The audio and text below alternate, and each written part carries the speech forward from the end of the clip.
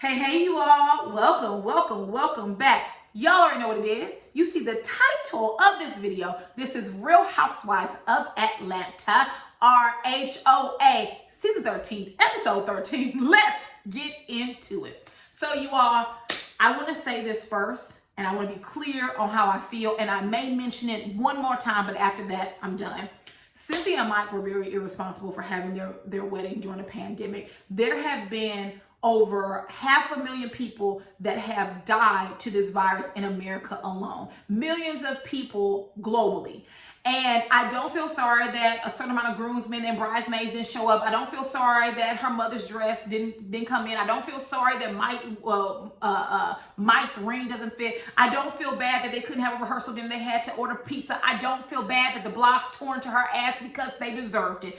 There is no way that at a 250 person event that you could have COVID safety protocol. This was about you stunting because your first wedding you were broke and you couldn't even afford an open bar. This was a chance for you to redeem yourself. So when Mike stood up at you all's rehearsal dinner and said that this was all about you, it was. It really wasn't about him. This is about you showing the public that you could now afford the opulence that you couldn't afford when you first came on the show. You put your family's life on the line and you put your friends' life on the line just to have a 250 person wedding. I'm gonna let it go for now, you all, but just to know, I thought it was irresponsible, right? And I just want to get that out because I don't want to keep saying that. So we are at the rehearsal dinner, you all. As I stated, they can't have a rehearsal dinner because it's raining good, and so they can't have a rehearsal dinner, so they order pizza for everyone. Okay, fine. I mean, cool. Pizza is good. You don't need to be eating like that the night before your wedding anyway. You know, get a few slices and seem satisfied. So we see Kenya and Eva arrive to the rehearsal dinner. You all took notes, so I will be looking down periodically. And as everyone arrives, they go outside, of course, to talk. So they're outside, and Mallory comes outside, and she basically says, listen, you know, I was a little bit offended because I didn't get invited to the bachelorette party. And she says, I heard people slept with somebody. What happened? So Mallory opened this up. Now, let me be fair, because you all know I'm always going to be fair and honest. I was instantly annoyed when Kenya began to talk about it again, because under normal circumstances, we've talked about Bolo to death. Why are we still talking about it?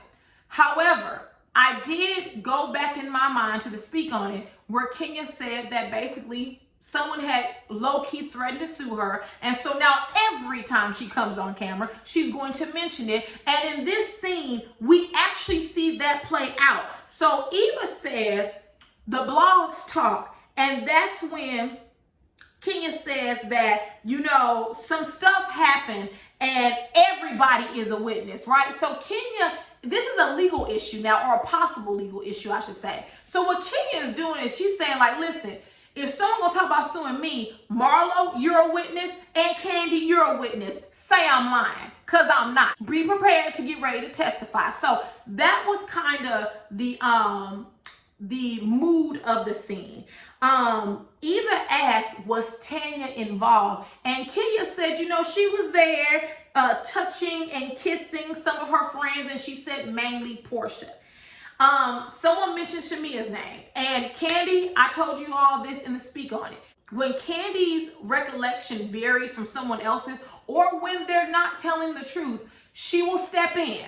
Right? And that's how we know Kenya's telling the truth, because in the speak on it, and even in the scene, she didn't step in too much. But in this instance, she said, listen, Shamia wasn't around. She wasn't a part of none of that. So she quickly cleared Shamia's name. So I think we can say safely, possibly, that Shamia was not involved in the shenanigans, in the words of Jocelyn Hernandez. Candy is playing kind of coy, and Eva's like, well, wait a minute. When did y'all start, you know, being coy and not telling stuff when people made up whole lies about me and basically everyone stood there silent?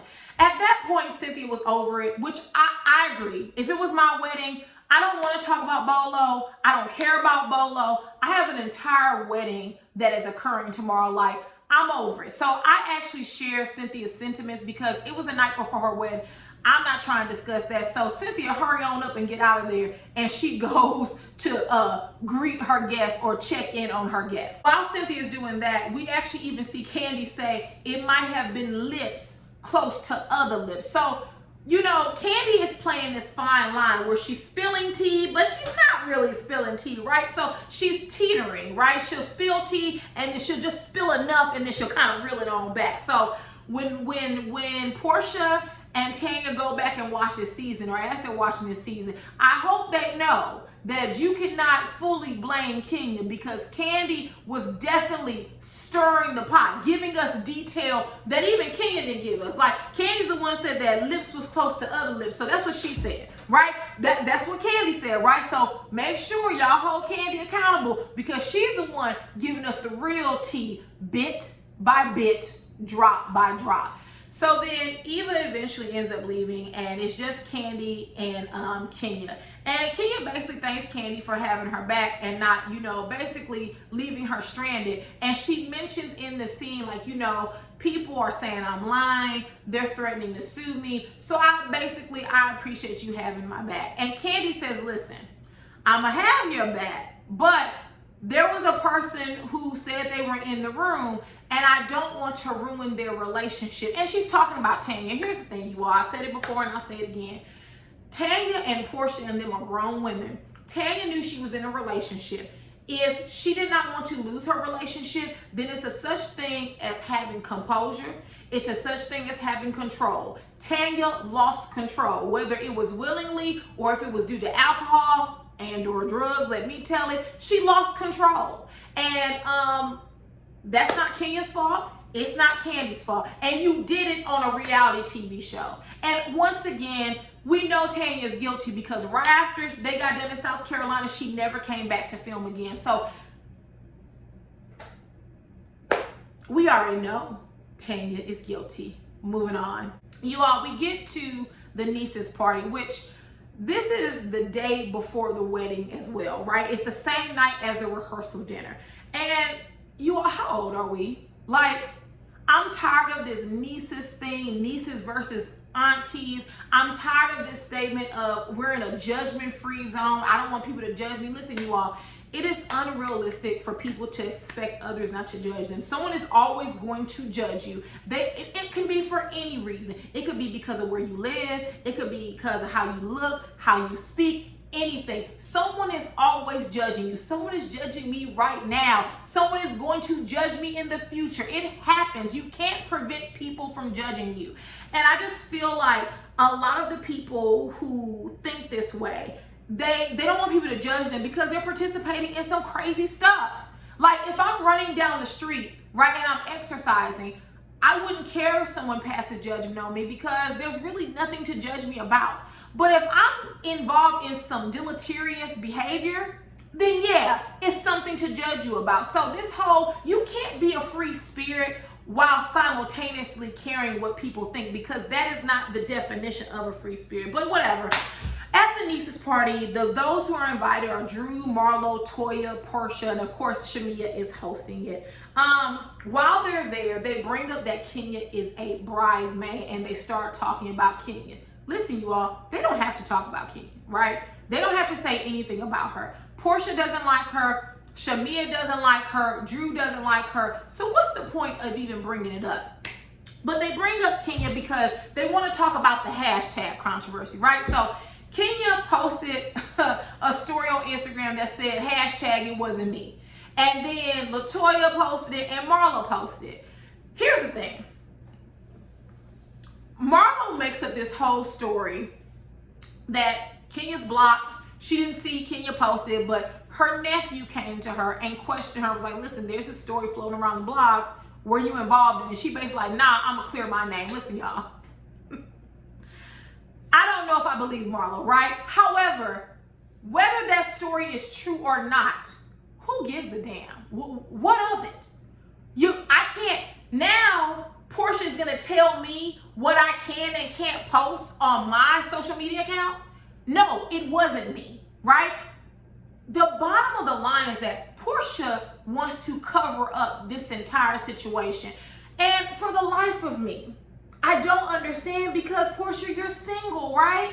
You don't have a man. So then what is this covering up of something that obviously happened. And of course, at this moment, they don't know they've been on camera, right? They don't know that. So they're operating based on like, Kenya's making up lies. No one saw us. And meanwhile, us viewers in the future, we're like, yeah, everyone saw you and heard you. I felt what Marlo was saying. Like, Portia's not going to dictate to me who I'm friends with and what I do. And Marlo brought up, like, you and Shamia had the same hashtag, girls just want to have fun. And y'all, this is where Portia, you know, Portia's not smart, right? And that's putting it gently, because she said, well, me and Shamia, we on the same wavelength. Whatever she in agreement with, I'm gonna be in agreement with. What? That didn't even make sense. So you're saying whatever Shamia agrees with, by default, you're going to agree with? Like, girl, that didn't even make sense. It wasn't even placed in the proper context. But I'm also talking about someone who thought the Underground Railroad was a real train station. So let me just move. Let me just move on. We see Portia in her confessional. She says that Marlo is gullible and weak. And we're starting to see Portia shape into this Nene 2.0, right? Where you can't associate with people I don't associate with, right? You can't do what I don't want you to do. It's like Portia has always been a person where she's involved herself in friendships and she's done her damnness to split them apart. She did it with Phaedra and Candy. She's done it with other people. She puts herself in the middle, and she loves to cause chaos in relationships and friendships. And it just almost seems like a Nene 2.0. Like, if you don't agree with Portia, now you're weak and you're a follower and you're gullible. But it's actually the antithesis. Like, Shamia is weak and a follower. Drew is weak and a follower. Like, Drew, if Portia told Drew to jump on one leg and bark like a dog, she's gonna do it.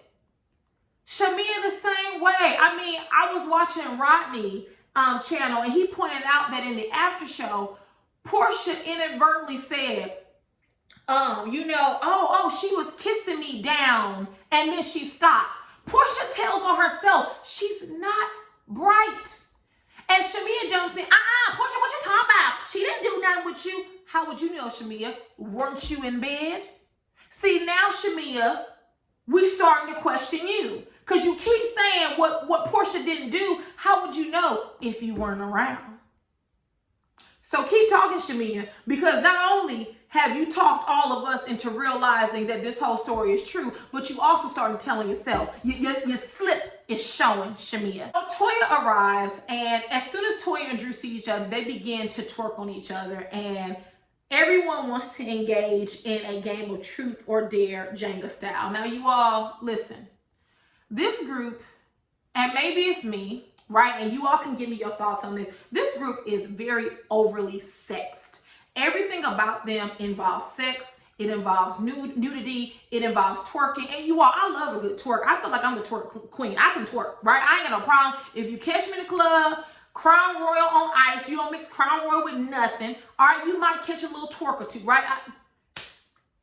Especially in my heyday. But when I get around my friends, I feel like there's more substance than that. Like, we might play around, but everything with this particular group, everything is about sex. Who would you smash? And Toya, I would smash Drew, and then she gets on top of her and start grinding her. Like, you all, time and place. Where is the class? Where is the decorum? Like, what? I don't get it. Like, the more we see of this group, like, you all are adding and feeding to the rumors as well. Like,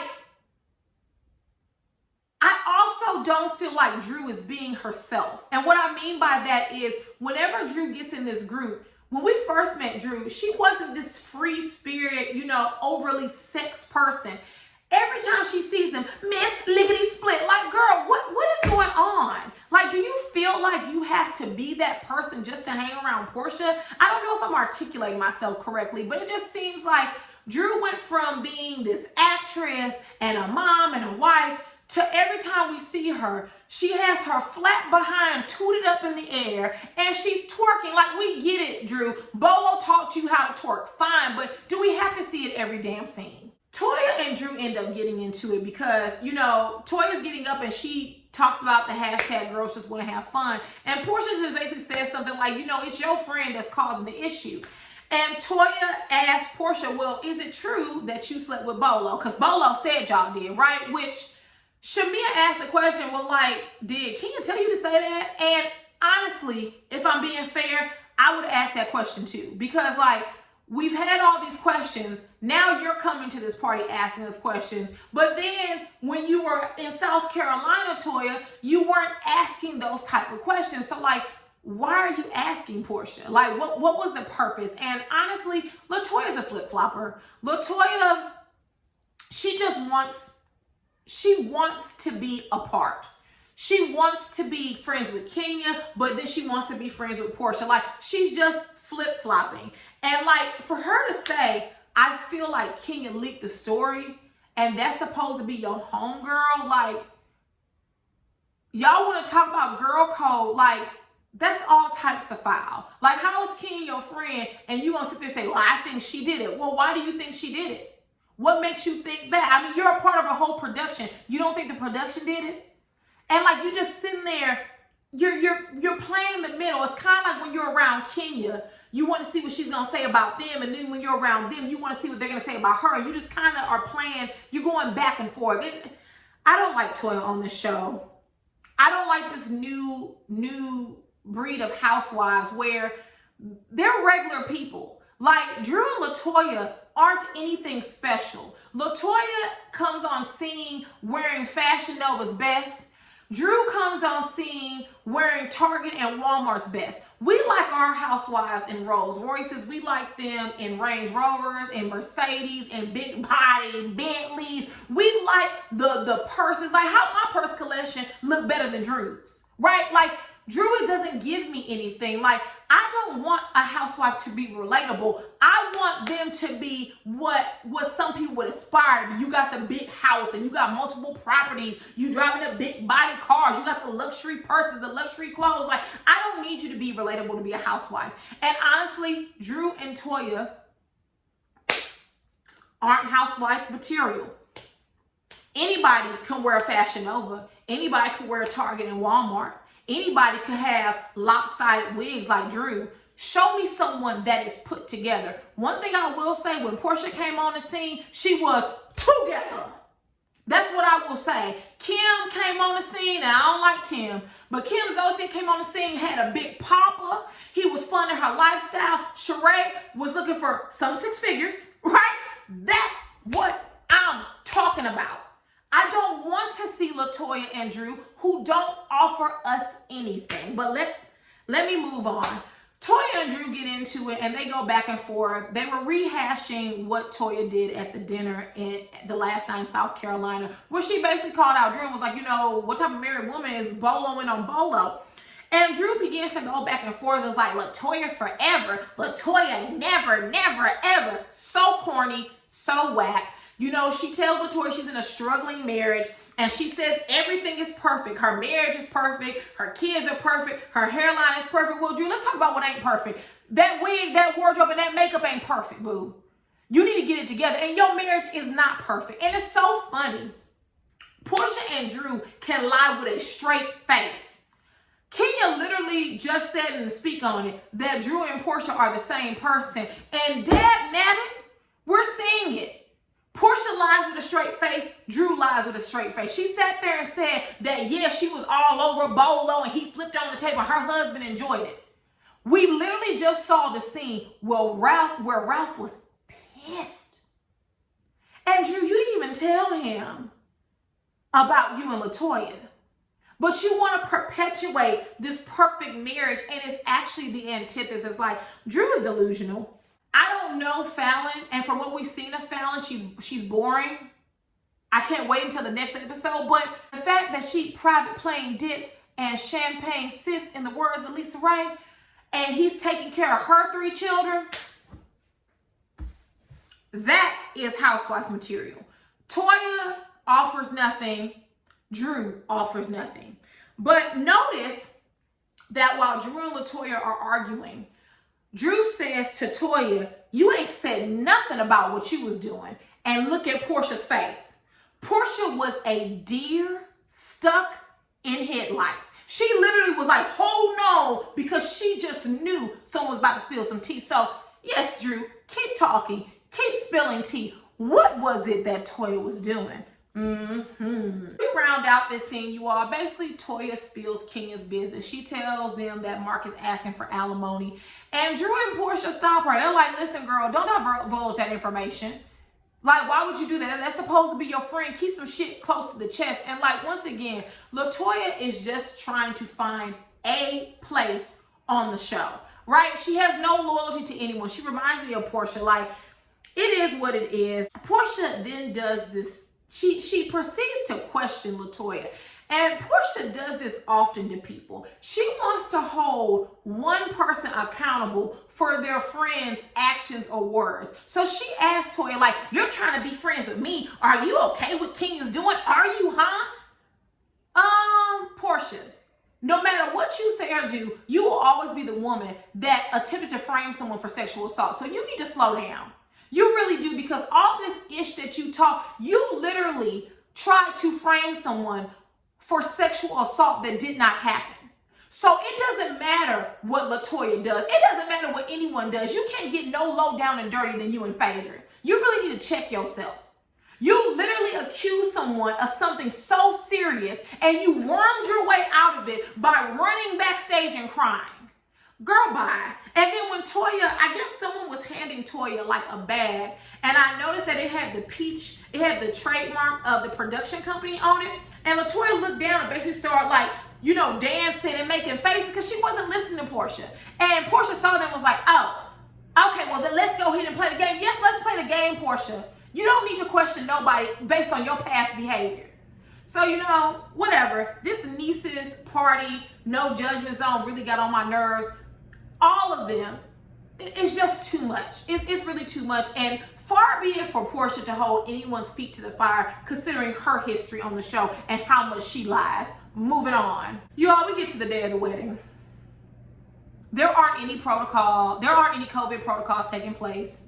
They are scrunched up in that little room. And I blame Cynthia and Mike, because here's the thing. When you pick a venue and you're having it outdoors, you need to make sure the indoor is just as sufficient as your outdoor option, because the weather is the weather and anything can happen. And we see that Bravo refused to film because of that. So I'm assuming what happened is that Cynthia, of course, hired a videographer, a photographer, but then she also had to have mics brought in, right? Because they are filming a show.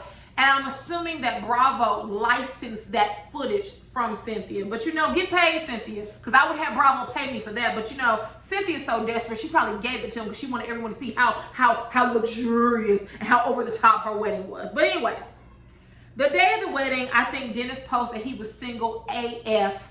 And Portia wants us to believe it's because he thought she was coming to the wedding with a date. Listen, y'all. I don't believe any of that. And we'll get to it with the Dennis and Portia segment. I really don't have much to say about those two. I'm tired of them. Either y'all together or you not. I'm tired of this back and forth. Everyone looked beautiful. I will say Portia's outfit stunned. I thought Sheree looked nice. I thought Marlo looked nice.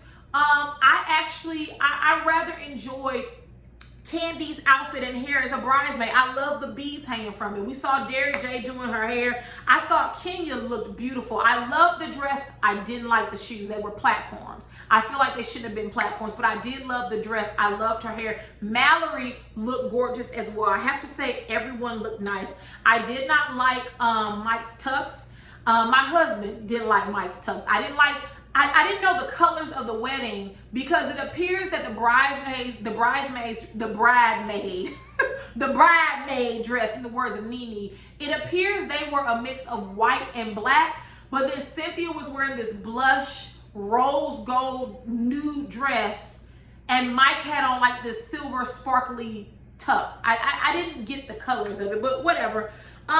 Drew called Cynthia earlier. She's like, basically, she's not gonna be able to sing. Drew, I would have cussed you out, because Cynthia asked for you to sing, you agree, and you set your flat behind up the night before, drinking and yelling and arguing when you should have been resting your vocals. You should be ashamed of yourself. But you know what, Cynthia? Here's the thing. Next time you'll know. Why go for the great value version when you can go for the original? Why didn't you just have Monica come on in and sing, right? Because I have a feeling Drew wasn't going to do with it what she needed to do with the song anyway. So anyway, I thought the wedding was beautiful. There's a lot of discussion around Cynthia's wedding dress and how she looked pregnant. Listen, you all, I don't know if some of you have ever worn a wedding dress, right?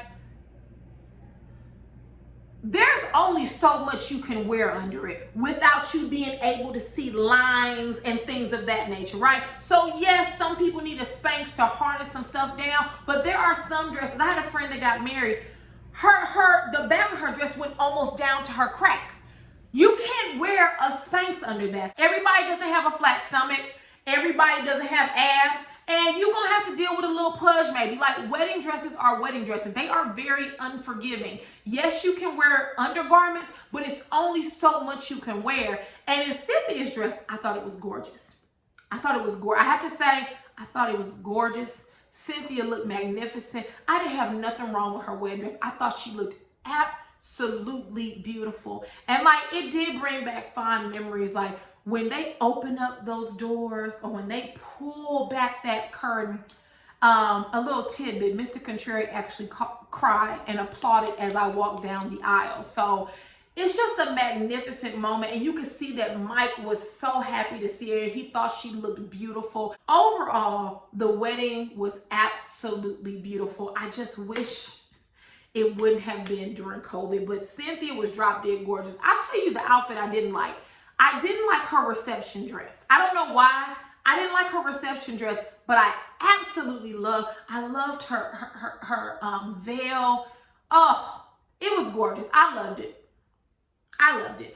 So we get to the reception, you all, where no one is wearing their mask. Now, Kenya was wearing a mask. Sheree was wearing one. Karen Huger. There were people who were wearing some. Marla was wearing one. But, honey, you saw people around. There was one woman. She was talking and dancing and laughing, not a mask inside, just spreading all that COVID. But what happens is Eva's mic picks up. And we hear her and a guest who is unidentified talking about how beautiful the wedding was, how beautiful the vows were, which they were beautiful. I love when Cynthia said, and yeah, long story short, I love you. I thought that was so cute. Long story short, I love you. And that's all that matters. And so they're talking about that. And this messy ass guest, he said, can we talk about the carpet munching that was going on? And honey, Eva just begins to give him her story of the events, right? She just basically spills the beans. She says that Bolo's bolo was really big, and that's what caused everyone to get, you know. Honestly, you all, I can't be mad at Eva. It wasn't her place to say it, but in real life, people gossip, and this is what gossip looks like. And because Bravo was not there, maybe they thought that their mics weren't on, or they thought that it wouldn't be used in the show. Maybe that was their thinking. I noticed we did not hear the exchange between Kenya and Candy, where Candy was basically like, you know, well, girl, she better lie to her man if she don't want him to leave her, you know what I mean? So we didn't hear that. And I'm interested when we hear that on another episode, because Bravo is known for editing previews and showing you a scene and then you never see it again. So I wonder if we're going to actually hear that audio, because Kenya and Candy confirmed they were talking about Tanya, and they confirmed that and speak on it. So I'm wondering if that will pop up again, or will it be at the reunion? So overall, beautiful wedding, irresponsible wedding, but beautiful. Moving on. You all, we get to this last scene, and you all, I don't have much to say about Portia and Dennis. Someone in my comments on the last Real Housewives video asked, why was no one mentioning that Portia said that she was going to get in trouble with her man? Well, here's the thing, you all. It was out of context, and it still is out of context.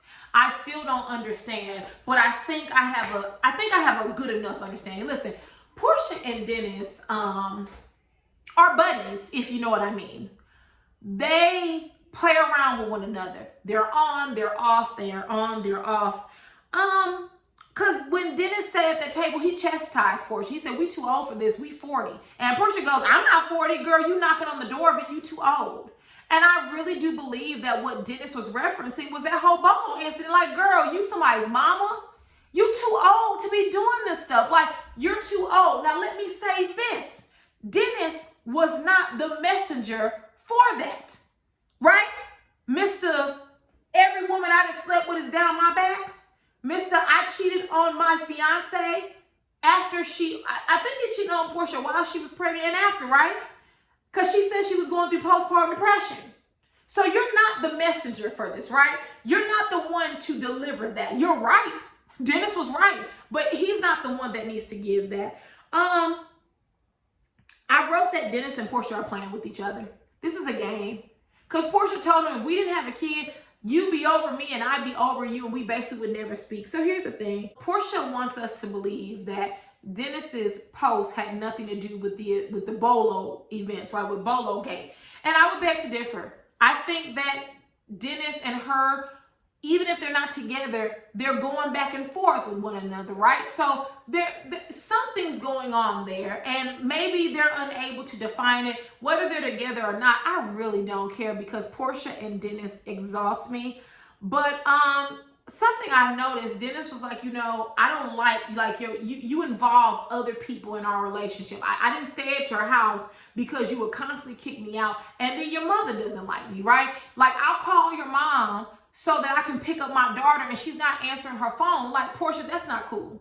And let me say this, Portia and her mom are they appear to be very petty people. Yes, Diane appears to be petty, and I would not put it past Diane to see Dennis calling and not pick up the phone, right? Because she was mad at Cordell because they didn't go shopping in New York.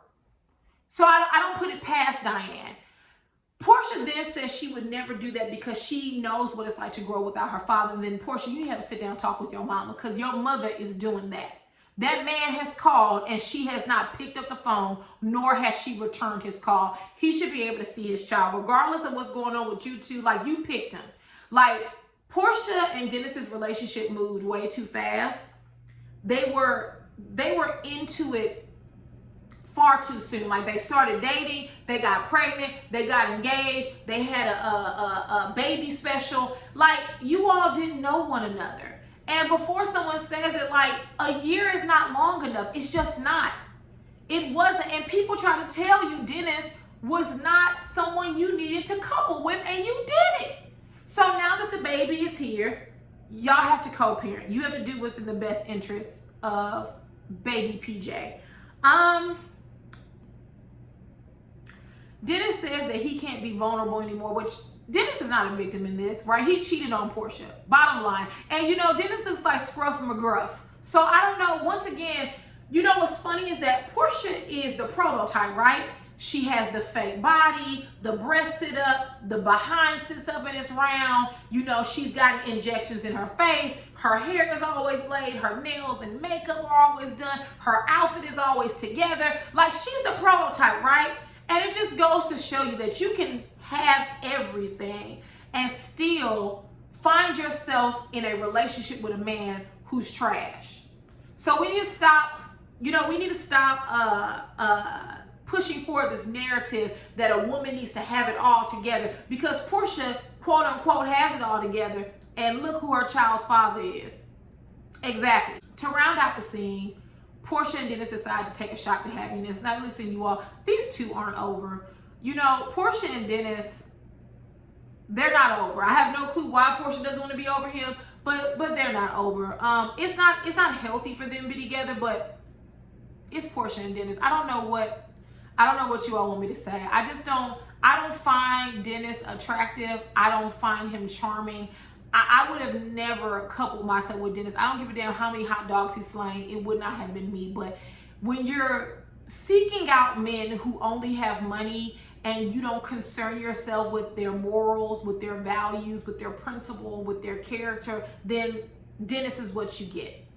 And with that, you all, if there is nothing else, drop down in the comments, let me know what you thought about Cynthia's wedding, her outfit. Let me know what you thought about the niece's party. Just give me your commentary and everything. Y'all usually do. So y'all don't have no trouble with that. But if there is nothing else, I will see you all later. Bye. Mwah. See y'all later. Oh, I'm off of work this week. I'm on vacation, right? Well, I'm not going no place because of COVID, but I'm on vacation. So maybe let me know if you want me to hop on a live sometime this week. Just let me know. Yeah, let me know, y'all. I will see y'all later. Bye. Mwah.